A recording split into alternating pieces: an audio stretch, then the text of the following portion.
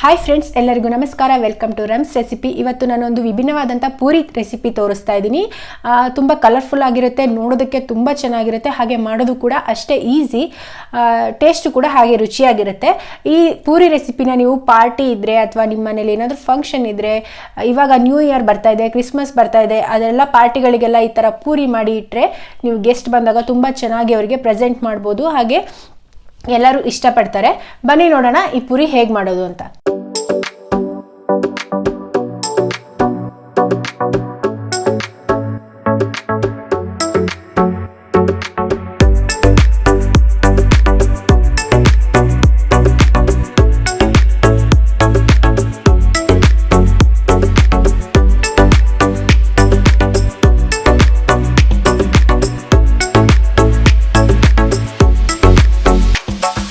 ಮೊದಲಿಗೆ ನಾನಿಲ್ಲಿ ಒಂದು ಸ್ವಲ್ಪ ನೀರು ತಗೊಂಡು ಚೆನ್ನಾಗಿ ಕುದಿಯೋದಕ್ಕೆ ಇಟ್ಟಿದ್ದೀನಿ. ಅದಕ್ಕೆ ಚೆನ್ನಾಗಿ ಕುದಿ ಬಂದ ಮೇಲೆ ನಾನು ಪಾಲಕ್ ಸೊಪ್ಪನ್ನ ಹಾಕಿ ಬ್ಲಂಚ್ ಮಾಡ್ಕೊತಾ ಇದ್ದೀನಿ. ಈ ಥರ 1 ನಿಮಿಷ ಹಾಕಿ ಕೈ ಆಡಿಸಿದ್ರೆ ಸಾಕು. ಇದರಿಂದ ಸೊಪ್ಪಿನಲ್ಲಿ ಏನು ಹಸಿರು ಕಲರಿನ ಅಂಶ ಇರುತ್ತೋ ಅದು ಹಾಗೇ ಉಳಿಯುತ್ತೆ. ನಿಮಗೆ ಎಷ್ಟೊತ್ತಿಟ್ಟರೂ ಆ ಹಸಿರು ಕಲರ್ ಹೋಗೋದಿಲ್ಲ. ಈ ಥರ ನೋಡಿ 1 ನಿಮಿಷ ಮಾಡಿಬಿಟ್ಟು ನೀರು ಚೆನ್ನಾಗಿ ತೆಗೆದ್ಬಿಟ್ಟು ಹಿಂಡಿ ಅದನ್ನು ಗ್ರೈಂಡ್ ಮಾಡಿ ಪ್ಯೂರಿ ಮಾಡಿ ಇಟ್ಕೊಬೇಕು. ನೀವು ಮತ್ತೆ ಗ್ರೈಂಡ್ ಮಾಡಬೇಕಾದ್ರೆ ಮತ್ತೆ ನೀರು ಹಾಕಬೇಡಿ, ಗಟ್ಟಿಯಾಗಿ ಪ್ಯೂರಿ ಮಾಡಿ ಇಟ್ಕೊಳ್ಳಿ.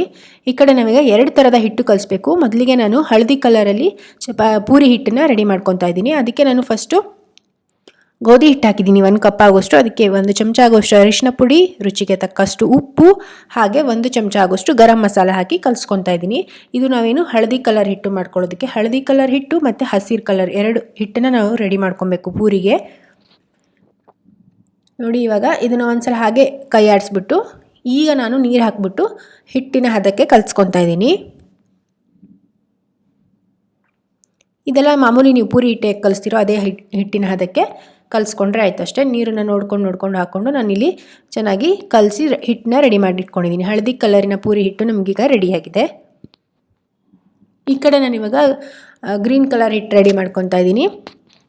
ಅದಕ್ಕೆ 1 ಕಪ್ ಆಗೋಷ್ಟು ಗೋಧಿ ಹಿಟ್ಟು ಮತ್ತು ರುಚಿಗೆ ತಕ್ಕಷ್ಟು ಉಪ್ಪು, ಹಾಗೆ ನಾವು ಪಾಲಕ್ದೇನು ಪ್ಯೂರಿ ಮಾಡಿ ಇಟ್ಕೊಂಡಿದ್ದೀವಲ್ಲ ಅದನ್ನು ಹಾಕ್ತಾಯಿದ್ದೀನಿ. ನೋಡಿ, ಗಟ್ಟಿಯಾಗಿ ಈ ಥರ ಪ್ಯೂರಿ ಮಾಡ್ಕೊಬೇಕು. ಜಾಸ್ತಿ ನೀರು ಹಾಕಿದರೆ ನಮಗೆ ಇಲ್ಲಿ ಹಿಟ್ಟು ಕಲಿಸ್ಬೇಕಾದ್ರೆ ನೀರಾಗುತ್ತೆ ಅದು. ಹಾಗಾಗಿ ಸ್ವಲ್ಪ ಗಟ್ಟಿಯಾಗಿ ಪ್ಯೂರಿ ಮಾಡಿ ಇಟ್ಕೊಬೇಕು. ಇದನ್ನು ಇವಾಗ ಕಲಸಿ ನಾನು ಹಸಿರು ಕಲರ್ನ ಪೂರಿ ಹಿಟ್ಟನ್ನ ರೆಡಿ ಮಾಡ್ಕೊತಾ ಇದ್ದೀನಿ.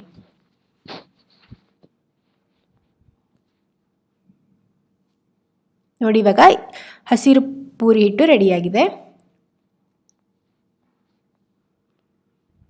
ಇಲ್ಲಿ ನಾನಿವಾಗ 2 ಸೇಮ್ ಸೈಜಲ್ಲಿ ತಗೊಂಡಿದ್ದೀನಿ.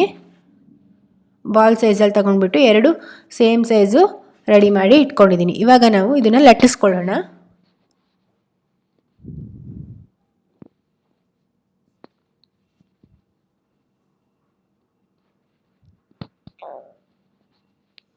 ನಾನಿವಾಗ ಇದು ಹಸಿರು ಕಲರ್ದೇನು ಹಿಟ್ಟಿದೆಯಲ್ಲ ಅದನ್ನು ಫಸ್ಟು ಲಟ್ಟಿಸ್ಕೊತಾ ಇದ್ದೀನಿ.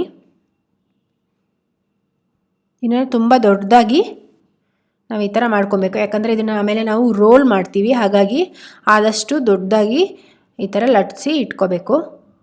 ಹಾಗೆ ತುಂಬ ತೆಳುವಾಗಿ ಕೂಡ ಲಟ್ಸೋಕ್ಕೆ ಹೋಗಬಾರ್ದು. ನೋಡಿ, ಈ ಥರ ಇಷ್ಟು ದಪ್ಪ ಇರಬೇಕು, ಇಷ್ಟು ದಪ್ಪವಾಗಿ ಲಟ್ಟಿಸ್ಕೊಬೇಕು. ನೋಡಿ, ನಾನು ತೋರಿಸ್ತಾ ಇದ್ದೀನಿ, ಇಷ್ಟು ದಪ್ಪದಾಗಿ ಲಟ್ಟಿಸ್ಕೊಬೇಕು. ಇದಿವಾಗ ರೆಡಿಯಾಗಿದೆ. ಇವಾಗ ನಾವು ಇದೇ ಥರ ಏನು ಹಳದಿ ಹಿಟ್ಟಿದೆಯಲ್ವ ಅದನ್ನು ಕೂಡ ಲಟ್ಸ್ಕೊಳ್ಳೋಣ.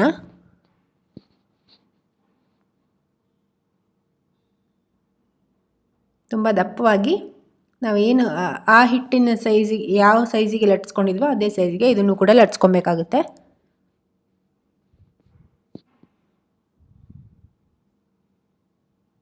ನೋಡಿ, ಇದು ಕೂಡ ದಪ್ಪದಾಗಿ ಲಟ್ಸ್ಕೊಂಡು ರೆಡಿಯಾಗಿದೆ. ನೋಡಿ, ಇಷ್ಟು ದಪ್ಪ ಇರಬೇಕು. ಇವಾಗ ನಾವೇನು ಹಸಿರುದು ಲಟ್ಸಿ ಇಟ್ಕೊಂಡಿದ್ದೀವಲ್ಲ ಅದನ್ನು ಇದ್ರ ಮೇಲೆ ಈ ಥರ ಹಾಕ್ಬಿಟ್ಟು ಮತ್ತೆ ನಿಧಾನಕ್ಕೆ ಪ್ರೆಸ್ ಮಾಡಿ ಲಟ್ಟಿಸ್ಕೊಬೇಕಾಗುತ್ತೆ. ಅದಕ್ಕೆ ಒಂದೇ ಸೈಜಲ್ಲಿ ನೀವು 2 ಹಿಟ್ಟನ್ನು ಲಟ್ಟಿಸ್ಕೊಬೇಕು. ನೋಡಿ, ಈ ಥರ ಲೈಟಾಗಿ ಜಂಟಲಾಗಿ ಪ್ರೆಸ್ ಮಾಡಬೇಕಾಗುತ್ತೆ. ಈ ಥರ ಮೇಲ್ಗಡೆ ತುಂಬ ಜಾಸ್ತಿ ಪ್ರೆಷರ್ ಕೊಟ್ಟು ಪ್ರೆಸ್ ಮಾಡೋದಕ್ಕೆ ಹೋಗಬೇಡಿ. ಇದಾದಮೇಲೆ ಇವಾಗ ಇದನ್ನು ಈ ಥರ ಮಡಚಿ ನಾವು ಇವಾಗ ರೋಲ್ ಮಾಡ್ಕೊಬೇಕು.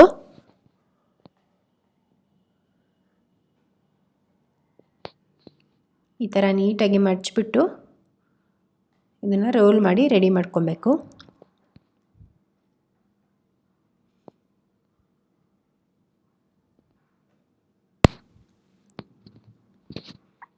ಈ ಥರ ರೋಲ್ ಇವಾಗ ಮಾಡಿ ರೆಡಿಯಾಗಿದೆ.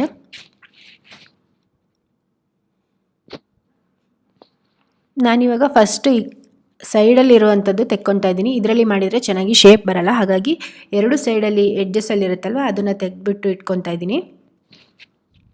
ಅದಾದಮೇಲೆ ನೀವು ಉಳಿದಿರೋದನ್ನು ನಿಮಗೆ ಯಾವ ಸೈಜಲ್ಲಿ ಪೂರಿ ಬೇಕೋ ಅಥವಾ ನೀವು ಪೂರಿ ಉಂಡೆನ ನಾರ್ಮಲಾಗಿ ಯಾವ ಸೈಜಲ್ಲಿ ಮಾಡ್ಕೊತೀರಲ್ವ ಆ ಸೈಜಿಗೆ ಈ ಥರ ಸ್ಲೈಸಸ್ ಆಗಿ ಕಟ್ ಮಾಡ್ಕೊಳ್ಳಿ ಈ ರೋಲ್ನ.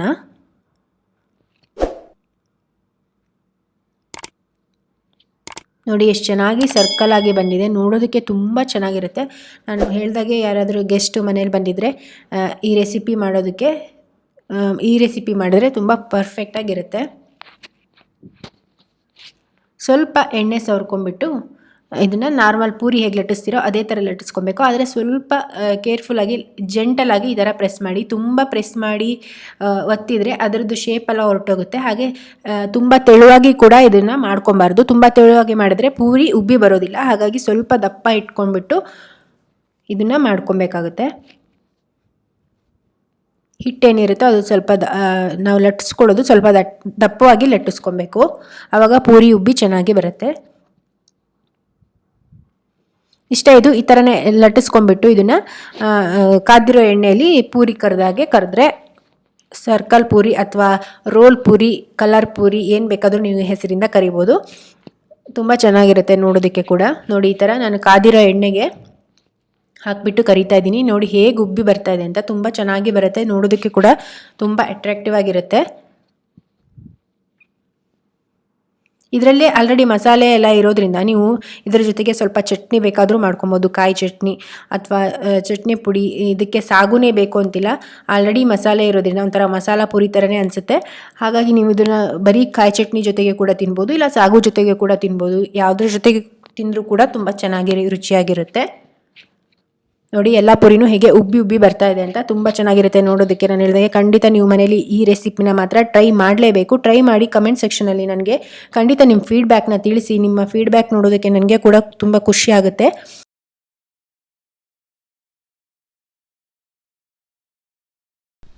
ನೋಡಿದ್ರಲ್ಲ ಫ್ರೆಂಡ್ಸ್, ಎಷ್ಟು ಚೆನ್ನಾಗಿದೆ ಪೂರಿ. ನೋಡೋದಕ್ಕೆ ಮಾತ್ರ ತುಂಬ ಅಟ್ರಾಕ್ಟಿವ್ ಆಗಿದೆ ಪೂರಿ, ಹಾಗೆ ತಿನ್ನೋದಕ್ಕೆ ಕೂಡ ಅಷ್ಟೇ ರುಚಿಯಾಗುತ್ತೆ ಅಂತ ನಾನು ಹೇಳ್ತೀನಿ. ಹಾಗೆ ನೀವೆಲ್ಲ ಖಂಡಿತ ಈ ರೆಸಿಪಿನ ಮನೇಲಿ ಟ್ರೈ ಮಾಡಿ.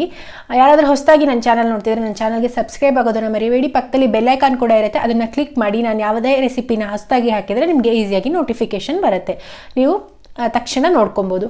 ಹಾಗೆ ಈ ರೆಸಿಪಿ ಇಷ್ಟ ಆಗಿದ್ರೆ ಒಂದು ಲೈಕ್ ಮಾಡೋದನ್ನು ಮರಿಬೇಡಿ. ಕೆಳಗಡೆ ಥಮ್ಸ್ ಅಪ್ ಬಟನ್ ಇದೆ, ಅದನ್ನು ಕ್ಲಿಕ್ ಮಾಡಿ. ಈ ವಿಡಿಯೋ ಲೈಕ್ ಆಗುತ್ತೆ. ಹಾಗೆ ಫ್ರೆಂಡ್ಸ್ ಹಾಗೂ ಫ್ಯಾಮಿಲಿ ಜೊತೆ ಕೂಡ ಈ ರೆಸಿಪಿನ ಶೇರ್ ಮಾಡ್ಕೊಳ್ಳಿ ಅಂತ ಹೇಳ್ತೀನಿ. ನಾನು ಮತ್ತೆ ಇನ್ನೊಂದು ರೆಸಿಪಿಯೊಂದಿಗೆ ಸಿಗ್ತೀನಿ. ಅಲ್ಲಿವರೆಗೆ ಬಾಯ್ ಬಾಯ್, ಟೇಕ್ ಕೇರ್.